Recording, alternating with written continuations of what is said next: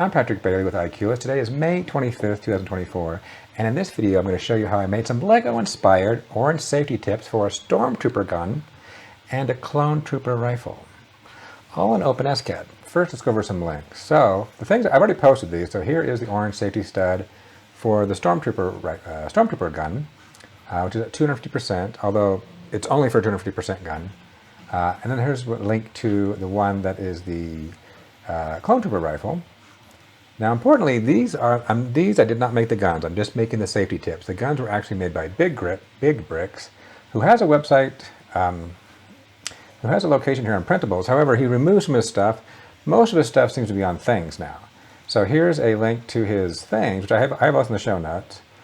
And there's the Stormtrooper, and here's the Clonetrooper. So I'll be doing this gun. Now, he's charging for these, but they're great models. He does a great design, so they're $5. I think he has it for free for a while, but I'm more than willing to pay for some of these. I actually bought a few from him already, and they're great designs. It's a great job. I love these a lot. But we're taking this gun. So we're taking this gun from him, and then we're doing the SCAD to create the tip. So you have to download this model in order for this. Well, I have the tip. So you download this model, you increase it by 250%, and that will work with what I've made. So with that, let's get into what I made. I'm going to kind of repeat the process I did before. So let's bring in OpenScad and see where we're at. So I do have my old code here. Oh, and I did a similar, I'm just going to do the Clonetrooper one. I did a similar technique for the Stormtrooper version. And also, I'm using a nightly build from OpenScad. Sometimes with the older OpenScad, when you're importing models and trying to use them, it becomes problematic. It doesn't work very well. But the nightly build I have, which is actually from April, works great. Have had no problem with it. I'm very happy with it. So let's go over the basics here. We'll start by just importing the gun.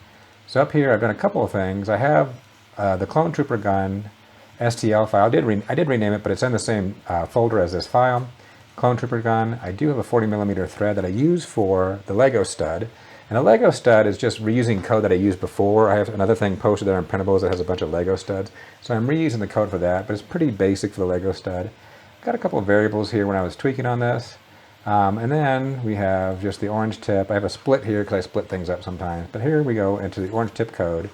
And the orange tip code, first thing to do is we're going to make the Trooper gun code. So the Trooper gun code, we're going to call that here right now. And right now I'm just importing that Clonetrooper gun. And we can see, there we have that, but we got a problem. It's not just one piece of gun, it's a big assembly. So it's really cool, I like it a lot, but we need to piece it apart, reassemble it into basically one gun, and then I gotta move it. So that's gonna be the fun part here, and let's go over that. Okay, now the fun part. So we gotta isolate this guy. So it would have been nice if it had been one, well, for my purposes, it would have been nice if the gun was all one piece and I could move it around. But here, it makes sense how he designed it. You know, it's split in two, and divided and mirrored and all that fun jazz. But for my purposes, it makes a little more of a pain. So what we can do is we're going to try to isolate just one of these. And since they're mirror images, I just need one piece, and then I can mirror it to itself, and life will be good. So we go down here, and I have all the old code here. I'm just not using it, but we will recreate it. So we have that. So we're going to do a difference here. Not a difference. We do a go look it up here. Intersection. Okay, kind of the opposite of a different. Intersection says anything within here where they intersect is where I will keep the piece. So what I'm going to do is I'm going to try to create an object or a box that just surrounds this piece or cube, and then use the intersection. So we'll come down here and say make a cube, and we'll say make it 200 by 100 by 30. Right? Boom. And we're going to have to move it, but we'll just make it right there. Not too shabby, right? So we'll say 250, 80. Okay, we're getting there. We're not getting that little top piece right there, so we'll say 85. I want to get that top piece, but not get that one. Okay, 87. Okay, there we go. And then we'll just translate it. We'll just make it I like to be anal about this, so I'll translate it and just make it a little bit under the z-plane. So I'll say 0, 0, and -1, which will move it just a little bit down, just a tiny bit like that. And then we'll move this up to be within the intersection.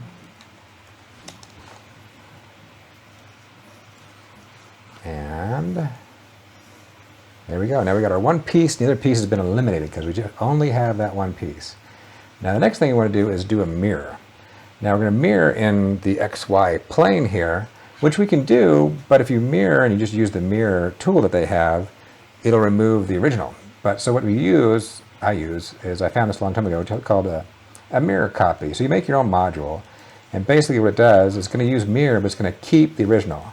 And you can tell it by default it'll go in the X, but we probably want the Z, I think. So I'll come down here and I'll what will I do? I'll come down here, orange tip, there we go, on the gun. And so we'll enclose that in this mirror copy. And so it's going to take what's ever within here and pass it along and then mirror it. Now if I do this, I don't think it's going to be in the right plane. There you go. See, it mirrored on that side. That's not what I want. But I can override the defaults. And the default, if I look down here, is 1, 0, 0. So I think it's going to be 0, 0, 1 if I'm thinking correctly. So 0, 0, 1. And there we go. We mirrored it. So now we've kind of got that. But I'm also a little bit nervous. If I zoom in really close, you can see there's kind of like this little dot, dot, dot, dot, dot. So there's that little plane where they're exactly perfectly matching. I kind of want to be just a little bit lower so I can make sure that they're kind of overlapping over each other just enough to make life simple. So I'll come in here and do a translate of this guy. And we'll say 0, 0, and just a tiny little bit, like a negative 0.01 or a negative 0.1. Okay, that seems to make a little happier and no distortion, and I think we're good. Now really I'm only concerned about this tip here. So now that I've got that, I need to move and rotate it. So we want to get this right here in the center here. So one thing I do here when I'm trying to center things is I'll put a circle right there in the middle. That'll kind of help guide me a little bit because we're going to move that and then we're going to rotate it. So I say translate it as is. And then also within that we'll do a rotate because once we get to where we want it to be, we'll do a rotate.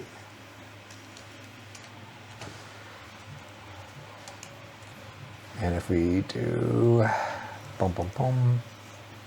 we do 0, 0, 0, it's not going to do anything, and we rotate it 0, 0, 0. Nothing should happen, but the code should probably work. Oh, didn't like that. Oh, I didn't spell rotate correctly. Rotate. There we go. Okay, so now we're going to move it. So we will move it. We'll go negative 20.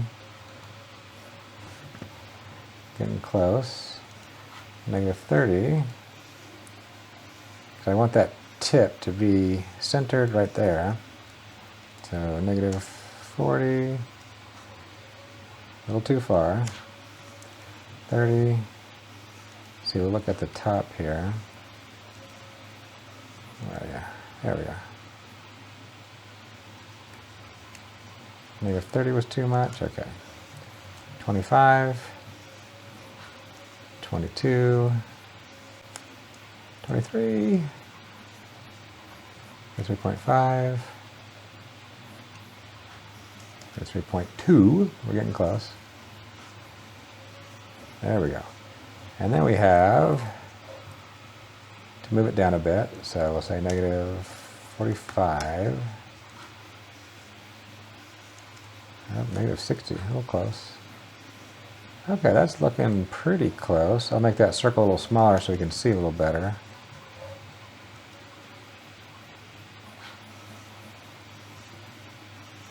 Okay, getting there. Okay, not bad, but you can see we're at a little bit of an angle here, which isn't too bad. We need to angle it up a little bit. We also need to rotate it 90 degrees. And this is where I'm really bad. I always forget which way these go. So, that doesn't hurt us. But it's not what we want. We want 90 that way maybe. There we go, perfect. That's what we want. So now, oh, well, no, I want negative 90. I don't want, see the nice thing you hit here to recenter. This is kind of my plane right here, so I have it upside down. So we'll do negative 90. There we go. That's kind of what I want. We're poking up. Okay, now that's not showing up quite like I want. So let me change the color here. Oh, we'll change the color of this one. So I'll wrap this in a color just to make it easier to see. And we'll say light gray. So now it should show up as light gray, if that's a color. Yep. We'll drop that down to 5. Okay, that's pretty close.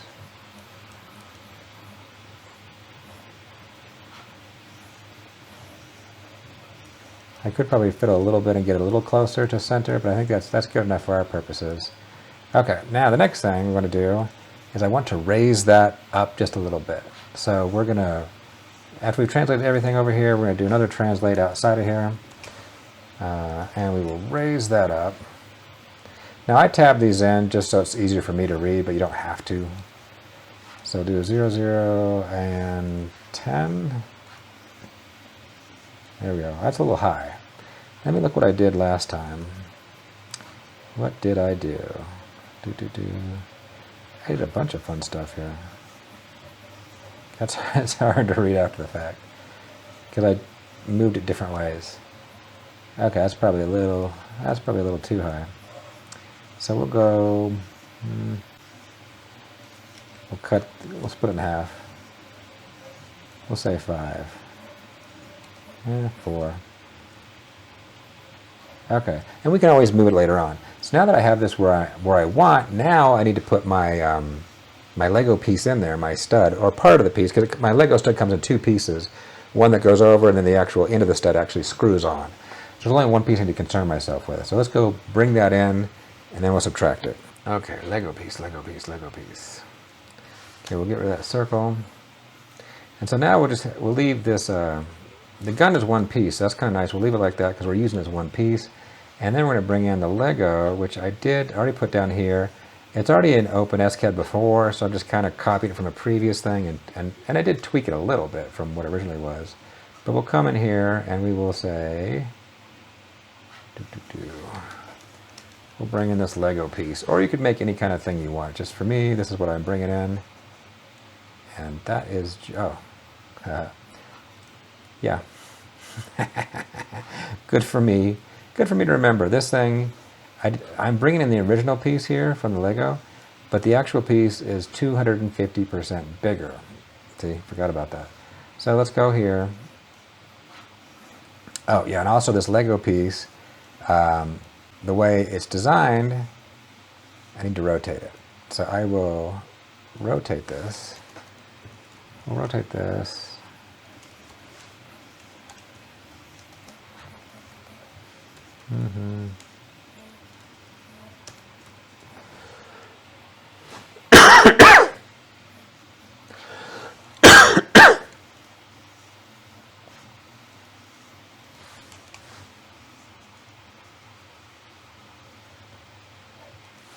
Put 180.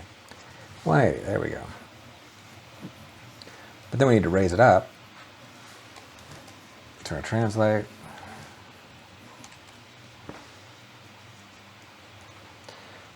And we'll say 0, 0, and whatever I did before. Total height. Okay, I have a variable. I have a variable I use called total height, which I kept tweaking, and total height's right there. 28 plus 13. There we go. So that's what I expect to have happen, but I got to increase the size of this gun here. So before we remove anything, what we can do is we can, I'll change this split here. I have this little thing that I use where I use a split so I can kind of split an object and kind of see what's inside, and you can see that's way off right there. So we're going to go increase the size of the Clonetrooper gun. So I'll say Clonetrooper gun, color light gray. Come in here and say, it's not size, it is, what is it? It's off the top of my head.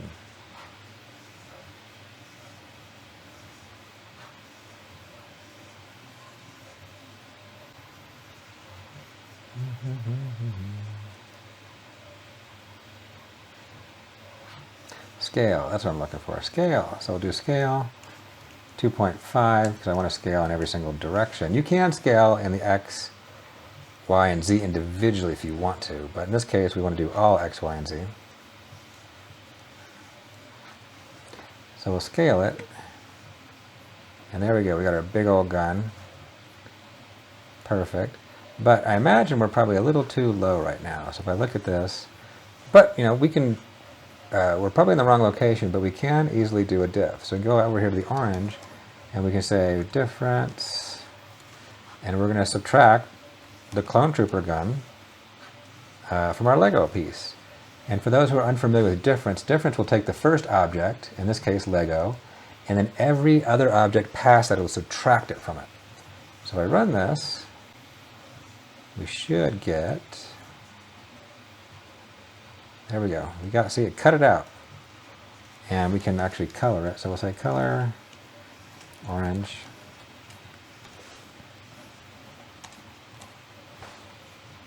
Boom.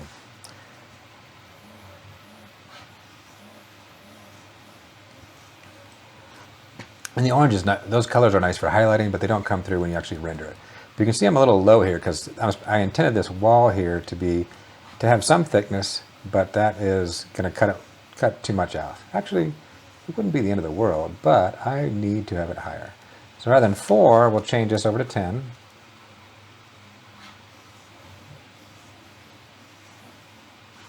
And we can see it moved it. So we can see, but in this case, it's probably a little too high.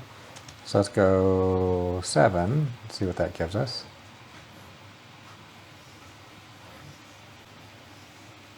And there you go. So now it's cut out like I want.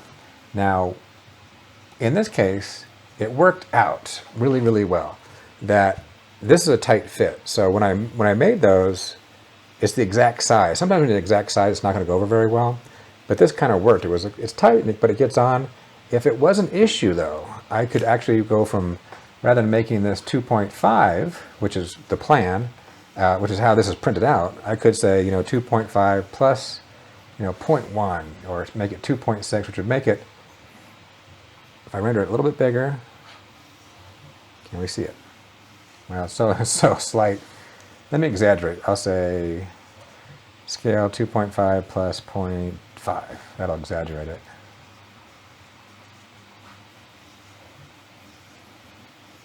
Yeah, you can see exaggerate made it much bigger. So if it was too tight, you could just add a little bit, and that might make the difference. But as is, it worked really well. It slams on there really well. No glue needed. It stayed on for me. So there we go. But now, if we render it, we don't want to split it. So we'll do that. Although I did learn a cool feature here recently. This preview feature. So there is this preview variable, which is a Boolean. It's true, false. And if you're previewing, it's true, and so you can use that logic, but if you're rendering, it'll be false. So what I need to go fix some of this. So if I say, hey, I always want to split it, if I always want to split it, if you're in preview mode, I could do this, and no longer use this logic I've been using for years now. So I can say, hey, if I'm in preview mode, split it. If not, show the whole thing. So I can do, if I do the preview mode, it will split. I do a full render, it does the full render. So that's kind of a nice idea if you want to do a sectional analysis while you're doing the preview, and then you want a full render when you're done. And of course here I can save the file, and there you go. So that is how I did it. Easy peasy. A lot of cool stuff you can do in OpenScad. It's nice to know that you can bring in STL files and do differences like this. Very, very useful. Well, I would say I'm partially back. I've been creating 2 shorts every day and releasing 1 a day, so I have some backup for days I can't create videos. My day job is still very busy these days, so I don't feel I will be able to make long-form videos on a daily basis anytime soon. but I think I can get one a week done. On another note, I'm having a lot of fun preparing for this year's homeschool conference. There are so many great prints out there to print and show off compared to just 5 years ago. At any rate, until next time, work hard, innovate, learn, and never be clueless again.